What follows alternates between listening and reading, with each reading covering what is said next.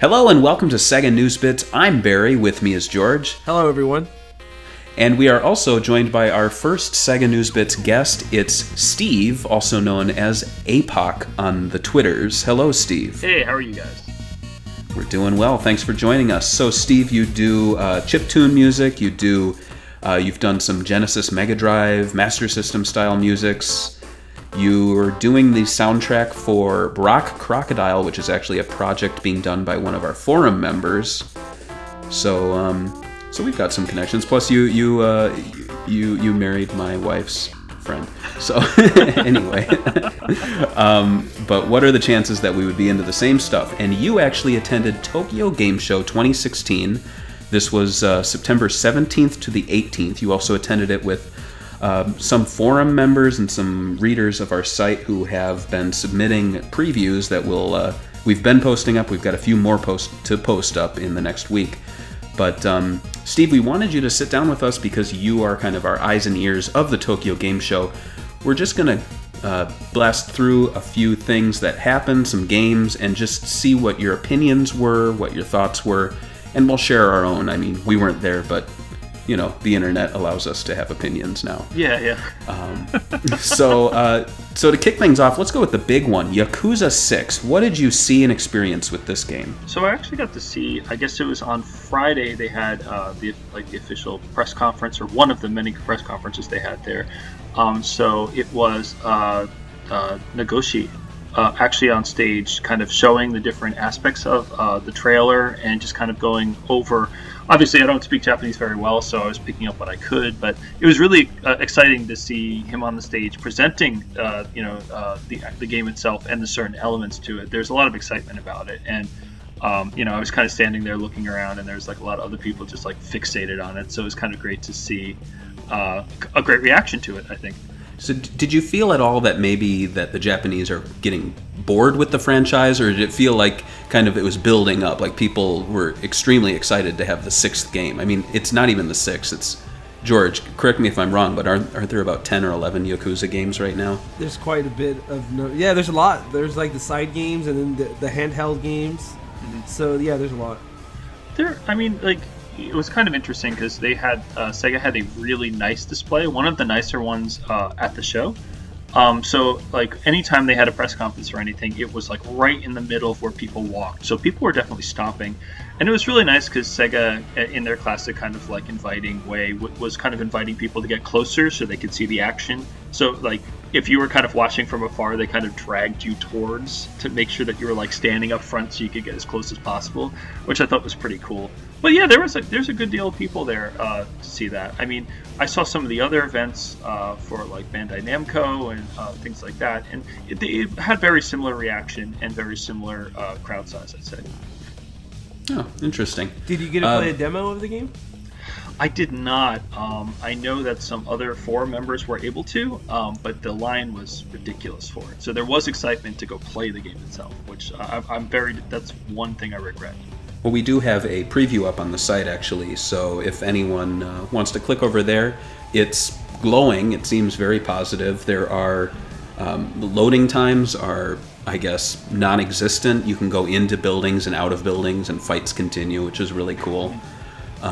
So yeah, I haven't heard really anything negative about Yakuza 6, except for maybe people who think it's getting a little too wacky. Did you pick up on any of the wackiness going on with Yakuza? Yeah, like the cats. Was a particular thing. There were some people kind of like confused or like kind of snickering when it happened, but just little things like that. I mean, it's kind of well appreciated at the same time, I think. I'm a fan of it, but like I thought it was getting a little wacky, but at the same time, it feels right. I don't know what your guys' opinion is on that. What do you think, George?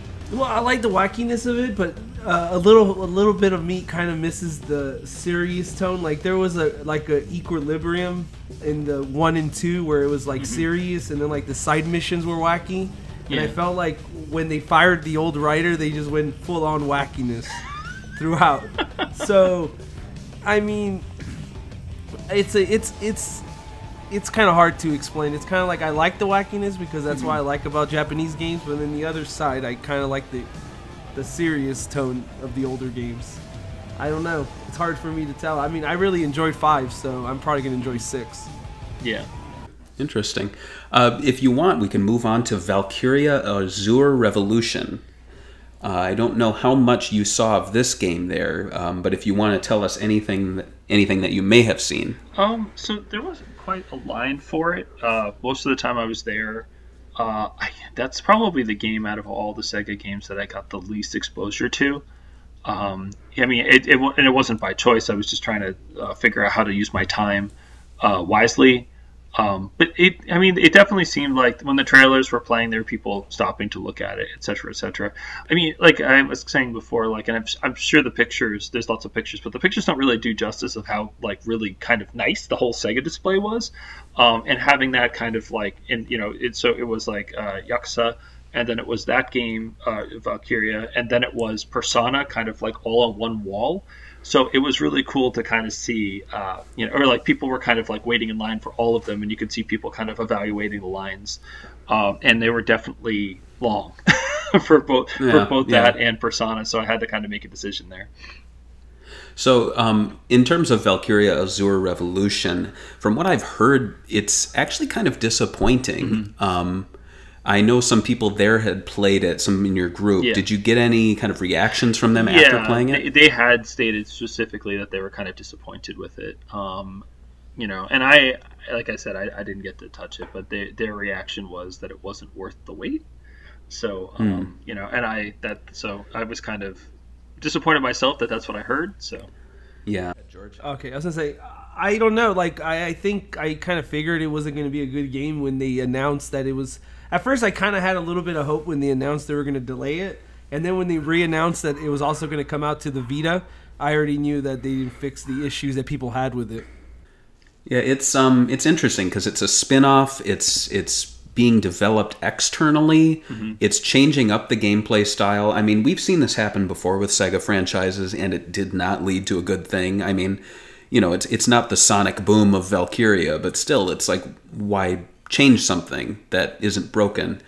Now, I know that, I mean, I'm not trying to generalize, but I know that the Japanese get, like, kind of excited over franchises even when they do these things. For example, Shining Force, mm-hmm. they spun off, and to be honest, like, as a Westerner, seeing those new Shining games, they look awful, like just gameplay-wise and visually.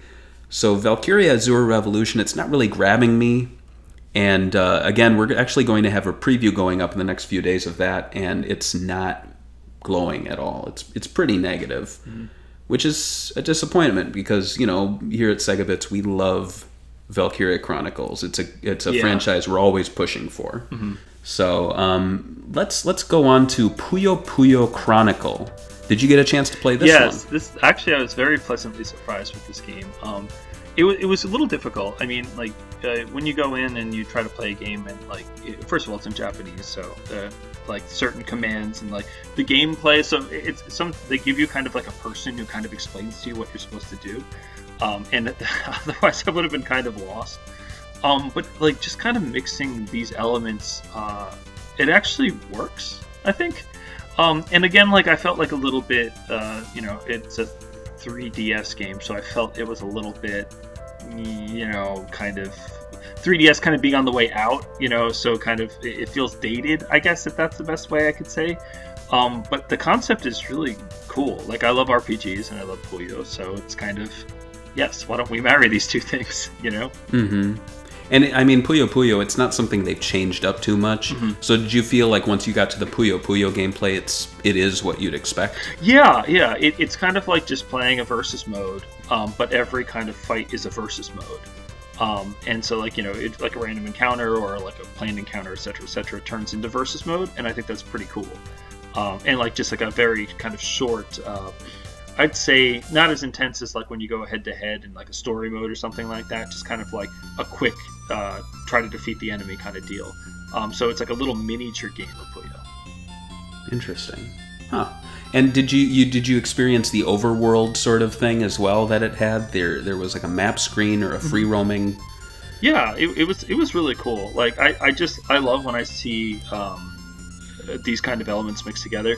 An example that I can think of going back a little bit would be like Puzzle Quest or something like that, where you're mixing like a game that like everyone knows with kind of like RPG elements. And I think that it reminded me a lot of that. I think that a lot of people are going to enjoy it, especially, just as opposed to just kind of randomly flying through a bunch of like versus modes or playing like just versus modes with your friends. To have the option to have like a story, again, I don't know how much of the story is interesting or anything, because I really didn't, I couldn't read it. Right. It's just tragic, right. But the idea resonated with me. I don't know. Okay, and I guess the last question, at least I have about the game, do you feel like it's something that would be not import friendly, but localization friendly? Because, I mean, Hatsune Miku is making its way over here. Seventh Dragon, 3 Code VFD made its way over here. Did it seem like a game where you're like, wait, this is way too Japanese? Or could you see it being translated and people enjoying it? That's a tough question, because it definitely felt very Japanese to me. And it felt very much like something that would, if I was to think of a game that they would bring over here, it kind of feels like that. But then again, you're right, like, for all the reasons you just mentioned, all those particular games, and especially because like the 3DS, like it has a lot of bandwidth, a lot of people have one, so it might make sense. But again, I would imagine that the fact that it's an RPG, it has a bunch of text, it has to affect the localization considerations. It has to. True.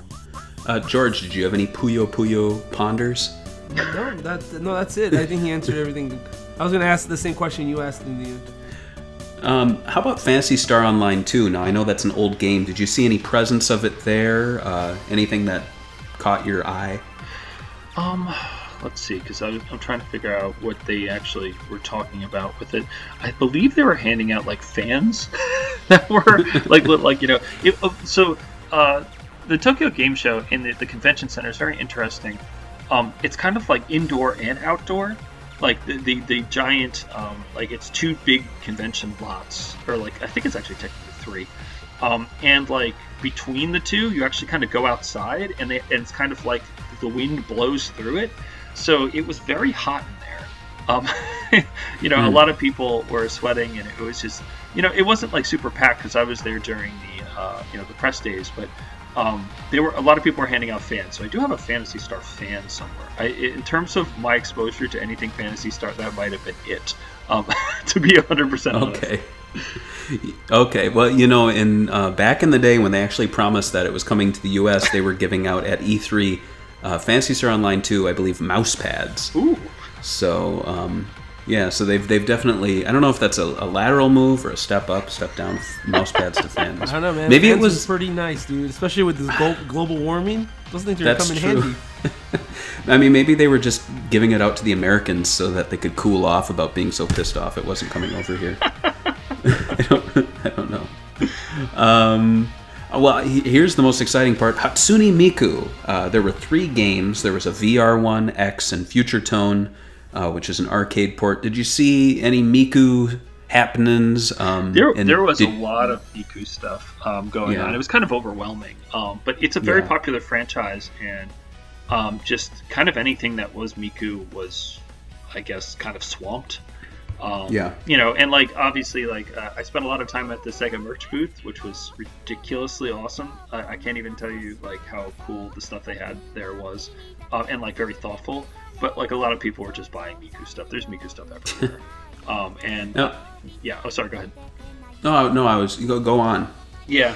So no, I mean, yeah, there's a lot of excitement over that. Obviously, I did not get to experience the VR, and flatly VR like makes me like actually physically ill when I use it. So I tried to avoid that. I guess I'm not going to be able to accept the VR revolution whenever it occurs. Because it's hard for me to use it. But I know that I know that the group I was with was excited about it, and I know that there's a lot of people just kind of excitement about the franchise in general, I think. Did you feel like there was any Sega association with it, in the sense that when people saw Hatsune Miku, they'd be like, oh, like that has a Sega connection, or they were like, I guess because it's a licensed game in a sense. So did you feel like there were the Sega fans and the Miku fans, or it was just kind of a big mix? I think it's a mix, I'd say. There's definitely people who are just Miku fans, like, you know, and they don't care who made it or who makes, you know, the avatar itself. They're really into Miku, and I mean, even outside the convention, that's kind of how I felt in Japan. Like, there's Miku fans; they are fans. You know what I mean? Right. So. Right. Yeah, I mean, we even get that over here in America. There's Miku fans, and it's like, hey, you should check out SEGAbits, and they're like, I just like Miku. You know. There was another VR title there, Space Channel 5. I believe it was like Uki Uki Viewing Show or something like that. Mm-hmm. Did you see any of that going on? I know you didn't experience it, but I actually did not, to be 100% honest. I saw at the event that it was kind of like you had to try it, and then they would give you a little, what are those called, like CAPTCHA toys? Mm-hmm. And I've never seen what the toy was, but that just kind of annoyed me, because it's like you got to try the thing in order to get a free toy. But I mean, we did see footage of it. It's not all that exciting. Mm-hmm. You're just watching her dance, you know, which is basically like a window into my dreams every night. So see, here's the thing though, like, what was the point of doing that? Like, Sega just sat there and they're like, yeah, let's bring back Space Channel 5, but only for VR and only at Tokyo Game Show for one showing. Yeah, I mean, I guess it's because they have the IP, but is Ulawa big in Japan still? Was she ever huge in Japan? I don't even know. I don't know, and I think maybe this is Sega testing the water to see how people react to the game, I guess, or the idea of having another Space Channel 5 game. I'm hoping that's what it is, but I think this is just me, like, being positive about it, but I should probably be negative. Yeah. So I feel like with the VR stuff, there was a lot of companies just showing tech demos, and just to show that they can and they're capable of doing it. Sony had a huge display for VR with a lot of different games set up. And even the Indiecade, or like the where the indie stuff was, there's a lot of VR projects there too. So I feel like you know, maybe if it's what you described, it might have just been like a tech demo, or just saying like, hey, we're interested in VR. It's such a young field still. Right. You know, and everyone's trying to. I mean, all my friends who are indie developers are like trying to jump on the VR train, if you will. And so I feel like, you know, a lot of the companies were like, we have VR, we can do the VR thing, and like they're trying to flex their muscle with whatever they can kind of put out there. Right. Yeah. Well, you know, we've also got Sega 3D Archives 3 Final Stage, which is in 3D. It's not VR, but it's I guess it's something. Did you see any of that going on? It's not a huge reveal. No, I mean, someone in the comments might blister me for this, but I didn't see anything about that. I knew it was revealed, but I think it was just revealed. I don't necessarily think there was any, like, specific spot where you could do that. Maybe I wasn't paying attention. I was excited about what's included, but at the same time, yeah, I didn't see it, no. Yeah, I think that might have just been a stage event and just a reveal of the Technosoft IP. Yeah, that actually happened, I think, after I was gone. I think that was during one of the public days, if I recall. Because I remember waking up and then reading the news to see what what had continued to happen on the next 2 days, the Saturday and Sunday, and I thought that's when I read that hadn't happened, but I might be wrong. Nah. And how about Sonic Boom Fire and Ice? Any Sonic Boom, I guess, anything at all? Did you see anything out and about? Did anybody even care about the game in Japan? So I attended the showing for it, like when they were actually kind of showing the game, and there was a conference. There wasn't really anyone there, and I mean, like, compared to Yakuza, or like just like that kind of energy, like, it was very kind of people were stopping and continuing to walk by. So I don't even, like, I know what people in the US kind of think of the franchise, but I really don't know what, kind of thinking about how it's constructed and how it's supposed to be constructed, how the Japanese think about it, but it really just seemed to be like an afterthought. I know some people that, not even in the group that I was with, but some other people I talked to, and I'm like, oh, I'm going to go to that thing. It's like, well, good luck. That's what I was told. Like, oh, go have fun with your game. I'm like, well, I want to at least see, like, I'm going to approach this with an open mind, From what I've heard, they've addressed a lot of the issues, etc., etc. But you know, it was hard for me to even watch, to be honest, because I felt like I was the only one there. There were some other people for press and stuff like that, but there wasn't just like when I was watching the other trailers, there was people talking. There's a lot more of like indie interest and like cross like when I was watching Yakuza, there was guys from Bandai Namco standing there watching it, and that's not something I saw at this. You know what I mean? So it was just kind of it's just kind of disappointing in the way you knew it was going to be disappointing, and I hate to say that so much, but it kind of was. I'm not even surprised because we were at the Sonic 25th anniversary party. Nobody cared either. So I'm not surprised. George and I walked past the demo unit, and I was like, "We got to try it before the lines, form." So we played the demo, went out about our business. The next 2 or 3 hours, no one was touching. I mean, people were touching the thing, but there was no line. You could stand behind a person and be like, "You done?" And they're like, "Yeah, sure." But oh man, I understand that though. Sonic's not big in Japan, so when you consider a completely Western-made spin-off that looks, appeals to Westerners, leans very heavily on humor that probably doesn't translate over well. It's understandable, and they even changed it to Sonic Tune, which makes 0 sense to me. But then again, yeah. But cool. Well, are there any, I guess, final thoughts you had on Sega's presence there?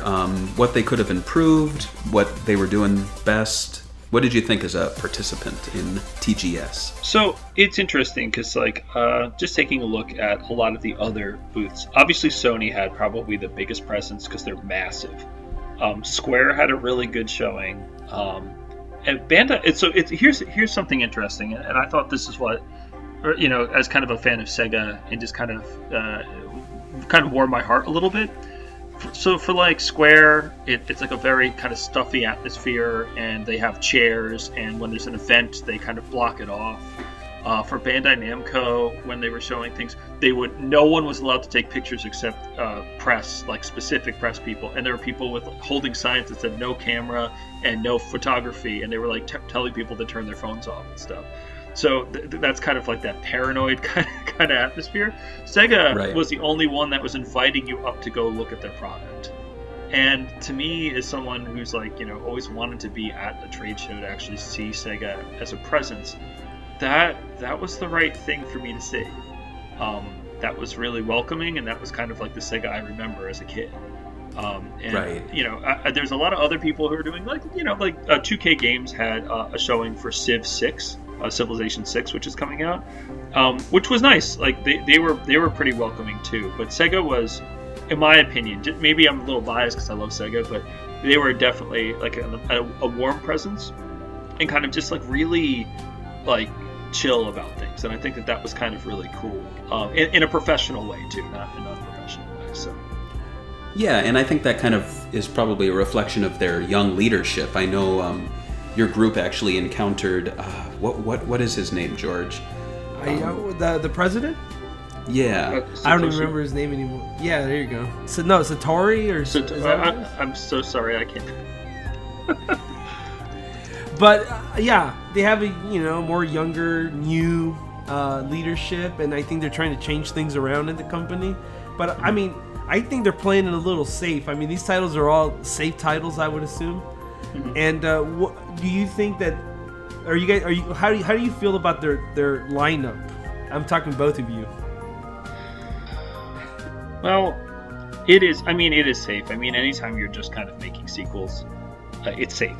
And but at the same time, there wasn't. We didn't see presence of Sonic Mania. Certain things that a lot of people are excited about, and I know that that's not. It's kind of them, and it's kind of not them. But if you're looking at just general Sega IPs, safe is it's a weird time because a lot thinking about console games. What is the Nintendo NX? What's everyone's involvement with it? Sony's launching VR capabilities. It's kind of and I noticed this at E3 even the last 2 years. It's kind of a stand your ground kind of time. And a lot of companies aren't trying to do anything that's groundbreaking, I feel at least. So I feel like Sega is just following that a little bit. You know, the company right next to them, Capcom, was the booth next to them. They're definitely a company who's just standing their ground. At least Sega has products being released, and they're remembering their IPs, which I think, you know, means that, you know, we're happy at least. Right. Yeah, I'd say looking at the lineup, I mean, as an American, I'd kill to have this happen at E3, just all of these games being there, even Sonic Boom Fire and Ice.